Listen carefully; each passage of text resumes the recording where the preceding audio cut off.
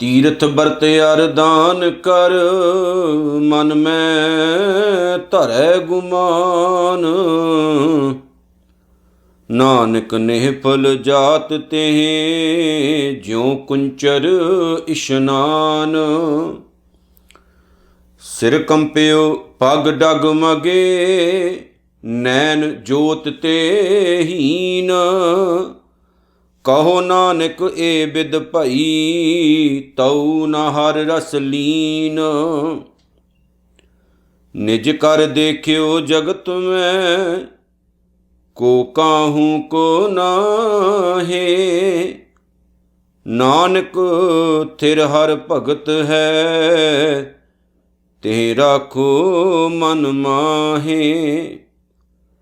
जग रचना सब झूठ है, जान लिहो रे मीत।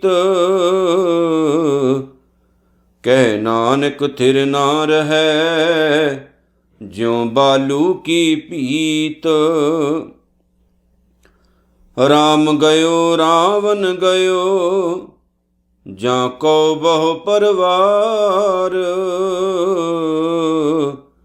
कहो नानक थिर कछ नहीं, सुपने ज्यों संसार।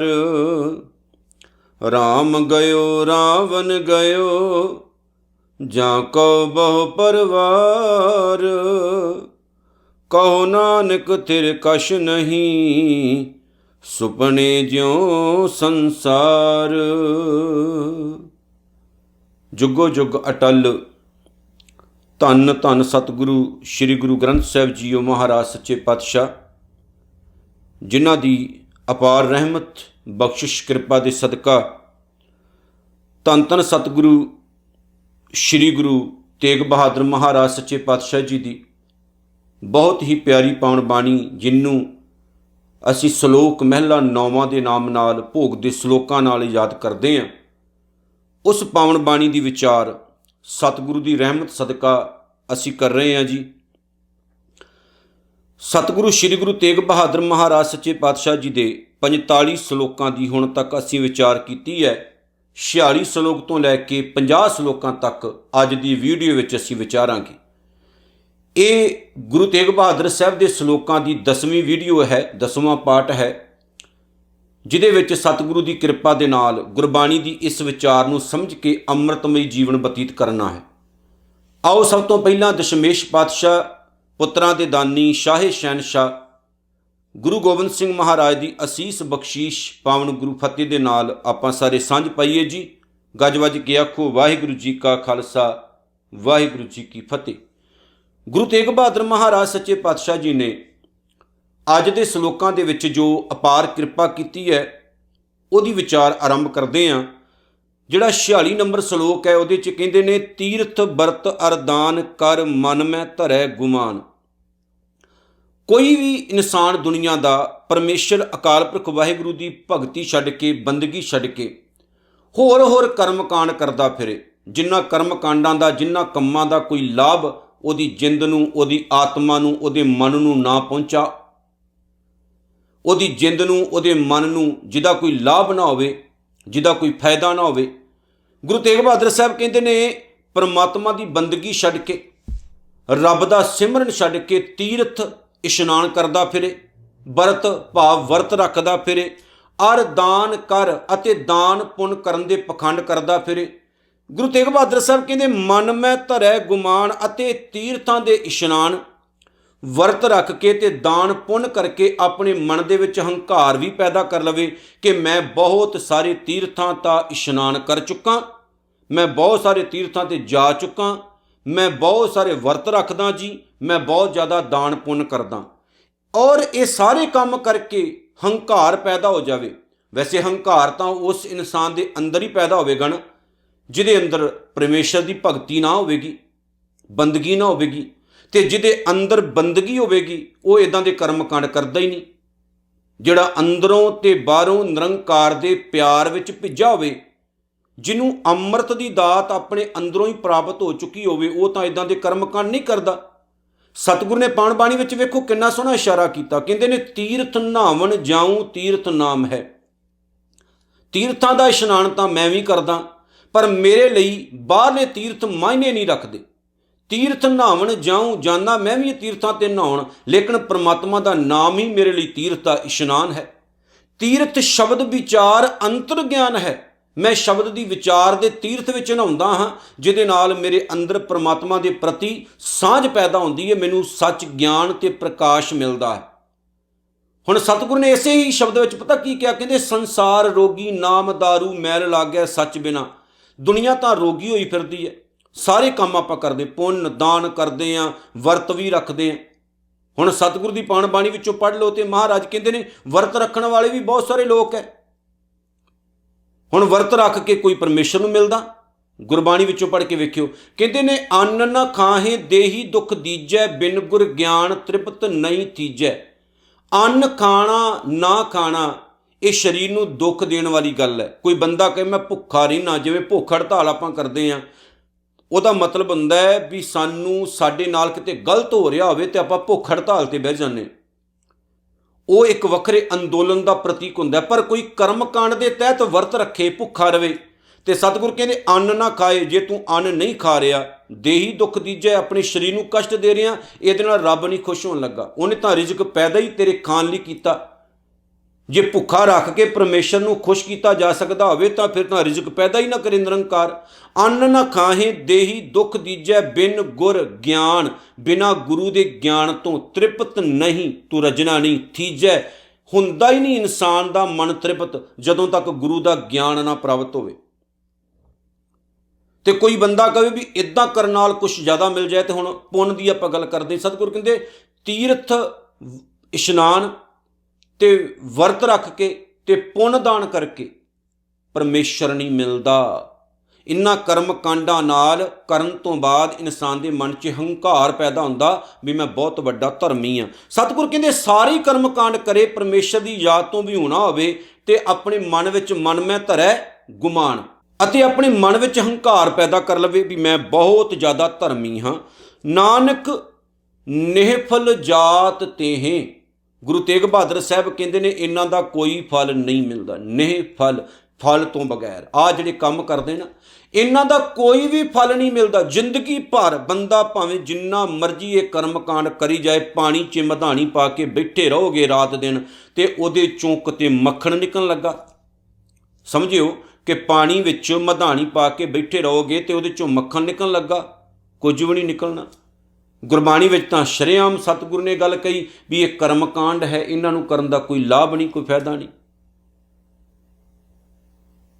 एक शब्द गुरु नानक साहब का बड़ा ही प्यारा आउंदा, जिहदे विच सतगुर ने आख्या, कहंदे ने भांडा धोए बैस धूप देवो, तो दूधै को जावो, दूध कर्म फुन सुरत समायन होए निराश जमावो, जपो तां एको नामा अवर निराफल कामा। कहंदे आ जिहड़े कर्म कांड करदे हो इन्हां नूं करन दा कोई फायदा नहीं।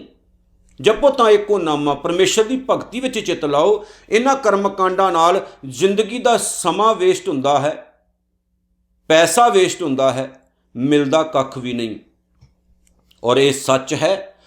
बहुत सारे लोग समाज विच ऐसे ने जिहड़े लंबे समय तो ये काम करी जा रहे। जिवें जठेरे पूजन की गल मैं करदा, जठेरे पूजने थोड़े दिन पहला भी मैनूं एक कॉल आई सी, जिहदे विच एक मेरी भैन ने मैनूं ये पुछया सी भी साडे जिहड़े बजुर्ग है वो साडे नाल धक्का कर रहे भी तुसीं जठेरियां ते जाके पूजा करके आओ। लेकिन मैं नहीं मनदी, क्योंकि मैं गुरु ग्रंथ साहब नूं मनदी हाँ, मैं मड़ियां मसाणा ते नहीं जांदी, पर मेरे नाल धक्का हो रहा। तो वीर जी मैनूं की करना चाहिए? तो मैं बेनती कीती सी, भैणे तू डटी रह, गुरु का सहारा लै, गलत काम नहीं करना। नहीं जी आखे साडे बजुर्ग करते आए सी, आपां भी करना है। जे बजुर्ग गलत काम करते आए सी तो जरूरी नहीं भी तुसीं भी गलत ही काम करो। सतगुर कहते नानक नेफल जात ते ज्यों कुंचर इशनान। जिवें ना हाथी इशनान करके फिर सुआह मिट्टी खे अपने उत्ते सुट लैंदा है, उहदे इशनान का कोई फायदा नहीं हुंदा। इहो जे काम करन वाले हंकारी पुरुष हो के दोबारा फिर अपने उत्ते गंद सुट लेंदे ने हंकार विच आके। उन्हां दे कीते ये काम समझ लो हाथी का इशनान है, भाव कोई भी फायदा नहीं है। इहदे नाल जिंदगी का समा आपां निफल गवा रहे हैं। 47 ਨੰਬਰ ਸ਼ਲੋਕ 'ਚ ਕਹਿੰਦੇ ਨੇ ਸਿਰ ਕੰਪਿਓ ਪੱਗ ਡਗਮਗੇ, ਕਹਿੰਦੇ ਮੌਤ ਆਉਣ ਵਾਲੀ ਬੰਦੇ ਨੂੰ ਵੇਖੋ ਫਿਰ ਵੀ ਆ ਕਰਮਕਾਂਡ ਕਰੀ ਜਾਂਦਾ, ਪਤਾ ਵੀ ਜ਼ਿੰਦਗੀ ਦਾ ਤਾਂ ਕੋਈ ਪਤਾ ਨਹੀਂ ਵੀ ਕਿਹੜੇ ਵੇਲੇ ਪਟਾਕਾ ਪੈ ਜਾਏ। ਸਿਰ ਕੰਪਿਓ, ਜਦੋਂ ਨਾ ਇਨਸਾਨ ਤੇ ਵਡੇਪਾ ਆ ਜਾਏ ਤਾਂ ਫਿਰ ਕੀ ਹੁੰਦਾ, ਇਨਸਾਨ ਦਾ ਜਿਹੜਾ ਸਿਰ ਹੈ ਉਹ ਕੰਬਣਾ ਸ਼ੁਰੂ ਹੋ ਜਾਂਦਾ। ਸਿਰ ਕੰਪਿਓ, ਸਿਰ ਇੱਦਾਂ ਆਪਾਂ ਵੇਖਦੇ ਨਾ ਕਈ ਬਜ਼ੁਰਗ ਬੈਠੇ ਹੁੰਦੇ ਸਿਰ ਕੰਬਦਾ ਹੁੰਦਾ ਉਹਨਾਂ ਦਾ। ਇਹਨੂੰ ਮਜ਼ਾਕ 'ਚ ਨਹੀਂ ਆਪਾਂ ਲੈਣਾ, ਆਪਾਂ ਵੀ ਹੋ ਸਕਦਾ ਉਸ ਅਵਸਥਾ 'ਚ ਲੰਘਣਾ ਪੈ ਜਾਵੇ ਸਾਨੂੰ ਵੀ, ਹੱਥ ਸਾਡੇ ਵੀ ਕੰਬਣਗੇ, ਸਿਰ ਸਾਡਾ ਵੀ ਕੰਬੇਗਾ। ਹੁਣ ਅਵਸਥਾ ਦੀ ਗੱਲ ਹੈ, ਕਹਿੰਦੇ ਜਦੋਂ ਵਡੇਪਾ ਹੁੰਦਾ ਨਾ ਬੰਦੇ ਤੇ ਫਿਰ ਹੁੰਦਾ ਕੀ ਹੈ, ਸਿਰ ਕੰਪਿਓ, ਸਿਰ ਕੰਬਣਾ ਸ਼ੁਰੂ ਹੋ ਜਾਂਦਾ। ਪੱਗ ਡਗਮਗੇ, ਪੈਰ ਥੜਕਣੇ ਸ਼ੁਰੂ ਹੋ ਜਾਂਦੇ। ਜਦੋਂ ਬੰਦਾ ਤੁਰਦਾ ਤਾਂ ਉਹਦੇ ਪੈਰ ਥੜਕਦੇ ਹੁੰਦੇ। ਇਸ ਲਈ ਬਜ਼ੁਰਗ ਜਦੋਂ ਤੁਰਦੇ ਨੇ ਤੇ ਆਪਣੇ ਹੱਥ ਵਿੱਚ ਡੰਡਾ ਨਹੀਂ ਫੜਦੇ, ਛੜੀ ਫੜਦੇ, ਉਹ ਸਹਾਰਾ ਨਾ ਲੈਂਦੇ। ਸਿਰ ਕੰਪਿਓ ਪੱਗ ਡਗਮਗੇ, ਨੈਣ ਜੋਤ ਧੀਨ, ਸਿਰ ਜਿਹੜਾ ਉਹ ਕੰਬਣਾ ਸ਼ੁਰੂ ਹੋ ਜਾਂਦਾ, ਪੈਰ ਥੜਕਣੇ ਸ਼ੁਰੂ ਹੋ ਜਾਂਦੇ ਨੇ। ਅੱਖਾਂ ਦੀ ਜਿਹੜੀ ਜੋਤ ਹੈ ਉਹ ਘਟ ਜਾਂਦੀ ਹੈ, ਫਿਰ ਐਨਕਾਂ ਲਾਉਣੀਆਂ ਪੈਂਦੀਆਂ ਨੇ ਤੇ ਕਈ ਵਾਰ ਐਨਕਾਂ ਵੀ ਕੰਮ ਨਹੀਂ ਕਰਦੀਆਂ, ਅੱਖਾਂ ਦੀ ਜੋਤ ਘਟ ਜਾਂਦੀ ਹੈ। ਕਹੋ ਨਾਨਕ ਇਹ ਬਿੱਦ ਭਈ, ਵੇਖੋ ਧੰਨ ਗੁਰੂ ਤੇਗ ਬਹਾਦਰ ਮਹਾਰਾਜ ਸੱਚੇ ਪਾਤਸ਼ਾਹ ਕਹਿੰਦੇ ਸਰੀਰ ਦੀ ਆਹ ਹਾਲਤ ਵੀ ਹੋ ਗਈ ਬੰਦੇ ਦੇ, ਨਾ ਸਰੀਰ ਦੀ ਆਹ ਹਾਲਤ ਹੋ ਗਈ, ਤਉ ਨਾ ਇਹਦੇ ਬਾਵਜੂਦ ਵੀ ਹਰ ਰਸ ਲੀਨ, ਅਜੇ ਵੀ ਉਹ ਪਰਮਾਤਮਾ ਦੇ ਨਾਮ ਦਾ ਰਸ ਨਹੀਂ ਲੈ ਰਿਹਾ, ਅਜੇ ਵੀ ਉਹ ਹੋਰਨਾਂ ਕੰਮਾਂ ਵਿੱਚ, ਪੁੱਠੀਆਂ ਕੰਮਾਂ ਵਿੱਚ ਤੁਰਿਆ ਫਿਰਦਾ। ਪਰਿਵਾਰ ਦਾ ਮੋਹ, ਸੰਸਾਰ ਦਾ ਮੋਹ, ਚੀਜ਼ਾਂ ਦਾ ਮੋਹ ਇੰਨਾ ਜ਼ਿਆਦਾ ਪ੍ਰਬਲ ਹੁੰਦਾ ਵੀ ਉਹਨੂੰ ਸੁੱਝਦਾ ਹੀ ਕੱਖ ਨਹੀਂ। ਕਈ ਤਾਂ ਵਡੇਪੇ ਵਿੱਚ ਜਾ ਕੇ ਹੋਰ ਜ਼ਿਆਦਾ ਮੂਰਖਤਾ ਕਰਨ ਲੱਗ ਪੈਂਦੇ ਨੇ, ਜਿਨ੍ਹਾਂ ਦੇ ਬਾਰੇ ਆਖਿਆ ਗਿਆ 70 ਕਾ ਮਤਹੀਨ 80 ਕਾ ਵਿਵਹਾਰ ਨਾ ਪਾਵੇ। ਕਈ ਵਾਰ ਇਸ ਉਮਰ 'ਚ ਜਾ ਕੇ ਬੰਦਾ ਹੋਰ ਮਤਹੀਨ ਹੋ ਜਾਂਦਾ, ਪਰ ਗੁਰਮੁਖ ਬੁੱਢੇ ਕਦੇ ਨਾ ਹੀ ਸੱਚ ਜਾਣੇ। ਜਿਹੜੇ ਗੁਰੂ ਨਾਲ ਜੁੜੇ ਰਹਿੰਦੇ ਨੇ ਉਹਨਾਂ ਤੇ ਵਡੇਪਾ ਨਹੀਂ ਹੁੰਦਾ, ਭਾਵ ਸਰੀਰ ਬੁੱਢਾ ਹੋ ਜਾਂਦਾ ਲੇਕਿਨ ਮਤ ਉਹਨਾਂ ਦੀ ਹਮੇਸ਼ਾ ਜਵਾਨ ਰਹਿੰਦੀ ਹੈ। ਇਸ ਸ਼ਲੋਕ ਵਿੱਚ ਇਹ ਗੱਲ ਕਹੀ ਕਿ ਮੌਤ ਹਰ ਬੰਦੇ ਨੂੰ ਆਉਣੀ, ਹੋ ਸਕਦਾ ਵਡੇਪਾ ਵੀ ਆਵੇ, ਪਰ ਯਾਦ ਰੱਖਿਓ ਇਹ ਗੱਲ ਕਿ ਸਰੀਰ ਨਾਸ਼ ਹੋ ਜਾਣ ਵਾਲੀ ਚੀਜ਼ ਹੈ, ਸਦਾ ਰਹਿਣ ਵਾਲੀ ਨਹੀਂ। ਇਸ ਲਈ ਜਿੰਨਾ ਕੁ ਟਾਈਮ ਮਿਲੇ, ਜਿੰਨਾ ਕੁ ਸਮਾਂ ਮਿਲੇ, ਵਾਹਿਗੁਰੂ ਦੇ ਨਿਰੰਕਾਰ ਦੇ ਧਿਆਨ ਵਿੱਚ ਲਗਾਓ ਤਾਂ ਕਿ ਜਿਹੜੀ ਸਾਡੀ ਜ਼ਿੰਦਗੀ ਹੈ ਇਹ ਸਫਲ ਹੋ ਸਕੇ।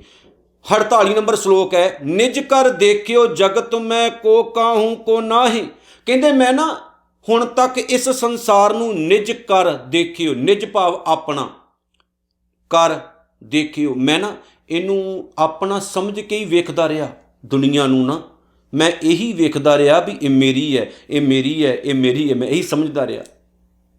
ਪਰ ਗੁਰੂ ਤੇਗ ਬਹਾਦਰ ਸਾਹਿਬ ਕਹਿੰਦੇ ਇਸ ਜਗਤ ਨੂੰ ਜਿੰਨਾ ਮੈਂ ਆਪਣਾ ਮੰਨਿਆ ਨਾ, ਜਿੰਨਾ ਆਪਣਾ ਸਮਝਿਆ, ਕੋ ਕਾਹੂੰ ਕੋ ਨਾਹੀਂ, ਅਸਲ 'ਚ ਇਹ ਧੋਖਾ ਸੀ। ਇੱਥੇ ਤਾਂ ਕੋਈ ਵੀ ਚੀਜ਼ ਕਿਸੇ ਦੀ ਹੈ ਹੀ ਨਹੀਂ ਹੈ, ਇੱਥੇ ਸਭ ਕੁਝ ਬੇਗਾਨਾ। ਅਸਲ ਵਿੱਚ ਆਪਾਂ ਵਰਤਣ ਲਈ ਆਏ ਹਾਂ ਦੁਨੀਆ 'ਚ, ਪਰ ਆਪਾਂ ਤਾੜੀ ਮਾਰਨੇ ਸ਼ੁਰੂ ਕਰ ਦਿੰਦੇ ਹਾਂ ਔਰ ਮੱਲਾਂ ਮਾਰਨੀਆਂ ਸ਼ੁਰੂ ਕਰ ਦਿੰਦੇ। ਇੱਥੇ ਦੁਨੀਆ ਵਿੱਚ ਆਪਾਂ ਆਏ ਹਾਂ ਥੋੜ੍ਹੇ ਸਮੇਂ ਦੇ ਲਈ, ਪਰ ਗੁਰੂ ਤੇਗ ਬਹਾਦਰ ਸਾਹਿਬ ਕਹਿੰਦੇ ਮੂਰਖ ਇਨਸਾਨ ਇਸ ਭੁਲੇਖੇ 'ਚ ਜਿਉਂਦਾ ਰਹਿੰਦਾ ਵੀ ਇਹ ਮੇਰਾ ਹੈ, ਕਿਉਂਕਿ ਸੰਸਾਰ ਨੂੰ ਆਪਣਾ ਮੰਨ ਕੇ ਬਹਿ ਜਾਂਦਾ, ਪਰ ਸੰਸਾਰ ਆਪਣਾ ਹੁੰਦਾ ਨਹੀਂ ਹੈ।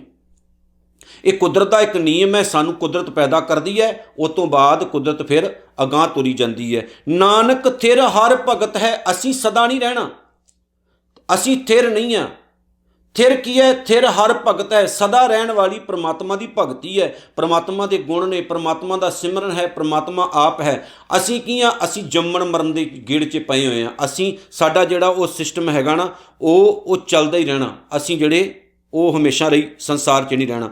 ਨਾਨਕ ਥਿਰ ਹਰ ਭਗਤ ਹੈ ਤਿਹ ਰਾਖੋ ਮਨ ਮਾਹੇ, ਕਹਿੰਦੇ ਨੇ ਇਸ ਲਈ ਪਰਮਾਤਮਾ ਦੀ ਭਗਤੀ ਨੂੰ, ਰੱਬ ਦੀ ਬੰਦਗੀ ਨੂੰ ਆਪਣੇ ਮਨ ਵਿੱਚ ਰੱਖ ਬੰਦਿਆ, ਜਿੰਨੇ ਤੇਰਾ ਪਾਰ ਉਤਾਰਾ ਕਰਨਾ। ਨਹੀਂ ਤਾਂ ਝੂਠੀਆਂ ਚੀਜ਼ਾਂ ਵਿੱਚ ਪੈ ਕੇ ਝੂਠ ਨੂੰ ਇਕੱਠਾ ਕਰੀ ਜਾਏਗਾ, ਕੱਚ ਨੂੰ ਇਕੱਠਾ ਕਰੀ ਜਾਏਗਾ ਨਾ, ਤਾਂ ਉਹਦਾ ਕੋਈ ਮੁੱਲ ਨਹੀਂ ਹੈ। ਅੱਗੇ ਹੈ 49 ਨੰਬਰ ਸ਼ਲੋਕ, ਕਹਿੰਦੇ ਜਗ ਰਚਨਾ ਸਭ ਝੂਠ ਹੈ ਜਾਣ ਲਿਹੋ ਰੇ ਮੀਤ। ਬੜੀ ਵੱਡੀ ਗੱਲ ਧੰਨ ਗੁਰੂ ਤੇਗ ਬਹਾਦਰ ਸਾਹਿਬ ਨੇ ਕਹੀ, ਕਹਿੰਦੇ ਮੇਰੇ ਮਿੱਤਰੋ ਇਸ ਗੱਲ ਨੂੰ ਧਿਆਨ ਨਾਲ ਸੁਣ ਲਓ। ਜਗ ਰਚਨਾ ਸਭ ਝੂਠ ਹੈ, ਆ ਜਿਹੜੀ ਰਚਨਾ ਹੈ ਨਾ ਨਿਰੰਕਾਰ ਨੇ ਕੀਤੀ ਹੋਈ ਇਸ ਸੰਸਾਰ ਦੀ, ਇਹ ਝੂਠ ਹੈ, ਇਹ ਸੱਚ ਨਹੀਂ ਹੈ, ਭਾਵ ਕਿ ਸਦਾ ਰਹਿਣ ਵਾਲੀ ਨਹੀਂ, ਆਉਣ ਜਾਣ ਵਾਲਾ ਸਿਸਟਮ ਹੈ। ਇਹ ਤਾਂ ਗੱਡੀ ਚੱਲ ਰਹੀ ਹੈ, ਕਈ ਚੜ੍ਹ ਰਹੇ, ਕਈ ਉਤਰਦੇ ਨੇ, ਕਈ ਚੜ੍ਹਦੇ ਨੇ, ਕਈ ਉਤਰਦੇ ਨੇ। ਭੁਲੇਖੇ 'ਚ ਨਾ ਰਿਓ ਵੀ ਆਪਾਂ ਜਿਹੜੀ ਕੁਰਸੀ 'ਤੇ ਬਹਿ ਗਏ, ਜਿਸ ਆਸਨ ਹਮ ਬੈਠੇ ਕਿਤੇ ਬੈਸ ਗਿਆ, ਜਿੱਥੇ ਬੈਠੇ ਆ ਕਈਆਂ ਨੇ ਆਉਣਾ, ਕਈਆਂ ਨੇ ਜਾਣਾ, ਸਦਾ ਲਈ ਕੋਈ ਨਹੀਂ ਰਹਿੰਦਾ। पर मल मार के आप बह जाने। मैं एक दिन पहला भी ये गल कही सी भी बहुत सारे लोग इसे भुलेखे विच जिउंदे ने, आप मरना ही नहीं खौरे। पर गुरु तेग बहादुर साहब ने इशारा बड़ा कमाल का किया, कहते दुनिया 'च सदा कोई भी नहीं रहिंदा, मरना मुलना मरना।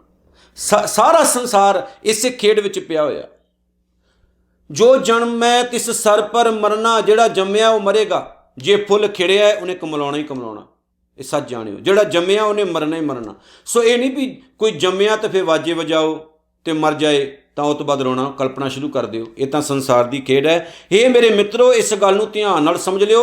हाँ मैं हंकार विच आके कर रहे हो पाप कुकर्म किसी का बुरा, ये छड्ड दिओ, इत्थे सदा कोई नहीं रहिंदा। कह नानक थिर ना रहे। गुरु तेग बहादुर साहब कहते ने सच ये है, आपां इत्थे सदा नहीं रहना। ज्यों बालू की भीत, जिवें कच्ची कंध होंदी है ना रेत दी जिहड़ी कंध होंदी है, जिस तरह वो किर जाती है हौली हौली हौली। रेत की कोई कंध बना ले, बालू भाव रेत, कोई रेत की कंध बना के आके भी लै भी हुण दीवार खड़ी कर लई, वो तो किर जाती है हौली हौली। कहते इस तरह ही इस शरीर की गल है, इस संसार की गल है। कहाँ बिसासा इस भांडे का इतन का लागो ठनका, ਇਹਦਾ पता ही कख नहीं कदों आप मर जाइए खत्म हो जाइए। सो ये इशारे बड़े कमाल दे आ बंदे नूं समझाउण लई कि बंदिया तू दुनिया 'च आया पर ये सच नहीं है, सदा नहीं रहना। तैनूं मैं समझा रहा, जो काम करिया अजे भी उन्हां कामां नूं छड्ड दे, सीधे रस्ते ते पै जा। राम गयो रावण गयो जाको बहु परिवार, 50 नंबर सलोक है। कहते ने दुनिया 'च रहा कौन? रामचंद्र जी संसार विच आए, जिन्होंने लोगों ने भगवान कह के पूजिया, शरीरक रूप विच वो भी नहीं रहे। रावण गयो, रावण जिहड़ा सी शरीरक रूप दे विच वो भी नहीं रहे। जाको बहु परिवार, जिन्हां दे वड्डे वड्डे परिवार कहे जाते सी, बड़े बड़े वड्डे परिवारां वाले लोग, बड़े धनवान वड्डे वड्डे किलियां वाले लोग, राज भाग दे मालक, कहंदे कोई रहा नहीं रहा। ना रामचंद्र जी शरीरक रूप विच रहे, ना रावण जी शरीरक रूप विच रहे। कहो नानक थिर कश नहीं। गुरु तेग बहादुर साहब कहते ने मेरी गल ध्यान नाल सुनियो, इत्थे कोई भी सदा कायम रहन वाला पदार्थ नहीं है, ना असी ना कुछ होर चीज़ां। सुपने ज्यों संसार, ये संसार इस तरह ही है जिवें सुपना है। असी सुपना वलीने आ, सुपना सदा सच नहीं हुंदा, सुपना कदे सच नहीं हुंदा प्यारिओ। ये दुनिया भी सुपने दे न्याई है, पर सानू ना भुलेखा पै गया, असी भुलेखे विच जीउंदे आ। सो आओ जो इशारे गुरु तेग बहादुर साहब ने कीते ने उन्हां नूं समझिए कि सदा रहन वाला केवल निरंकार है। साडा जे शरीर बनिया तो ये सदा रहन लई नहीं है, ये आउण जाण वाली खेड है। सो निरंकार नूं याद रखिए जिन्हें सानू पैदा किया है, तो उस वाहिगुरू नूं याद रखिए जिन्हें सानू इन्ने सुख दिते ने। जे जीवन मिलिया इहदा आनंद लईए, इस जीवन 'च चंगे काम करिए, गुरबाणी पढ़िए, विचारिए, नेक काम करके संसार तो जाइए, ताकि साडा आउणा जाना सफल हो सके। ये लोग सुखीए पर लोग सुहेले, नानक हर प्रभ आपे मेले। इतनियां बेनतियां स्वीकार करियो जी। वाहिगुरू जी का खालसा, वाहिगुरू जी की फतेह।